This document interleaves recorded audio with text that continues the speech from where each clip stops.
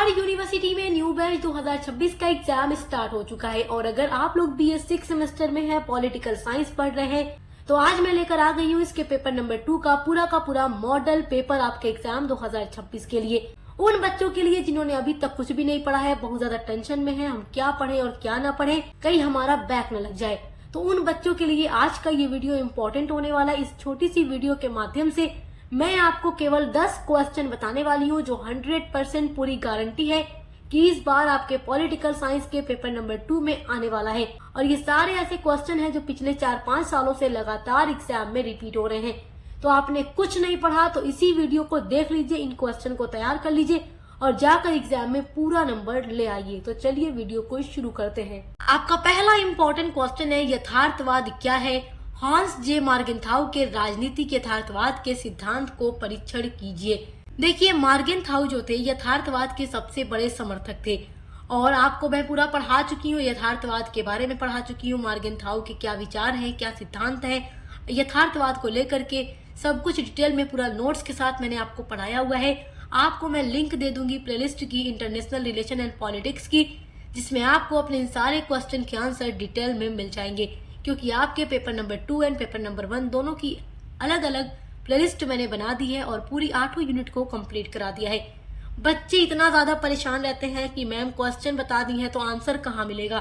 तो मेरे प्यारे बच्चों, आपको आंसर मिलेगा हर उसी सब्जेक्ट की प्लेलिस्ट में जो हम आपके लिए बनाते हैं।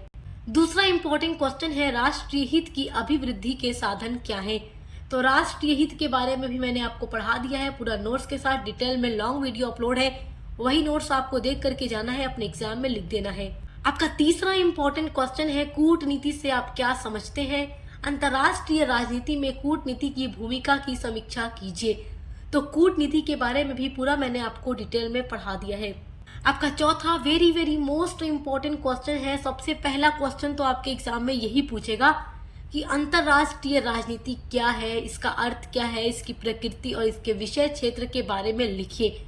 तो यूनिट नंबर 1 में सबसे पहले मैंने आपको अंतर्राष्ट्रीय राजनीति का अर्थ, प्रकृति, इसका विषय क्षेत्र, सारी चीजों के बारे में पढ़ाया है, तो आप देख कर तैयार कर लीजिएगा। आपका पांचवा इम्पोर्टेंट क्वेश्चन है, शक्ति संतुलन का अर्थ तथा शक्ति संतुलन स्थापित करने वाले उपाय का वर्णन कीजिए। शक्ति संतुलन का अर्थ और उसके उपाय सब कुछ मैंने आपको पढ़ा दिया है, डिटेल में पूरा नोट्स के साथ वीडियो अपलोड है।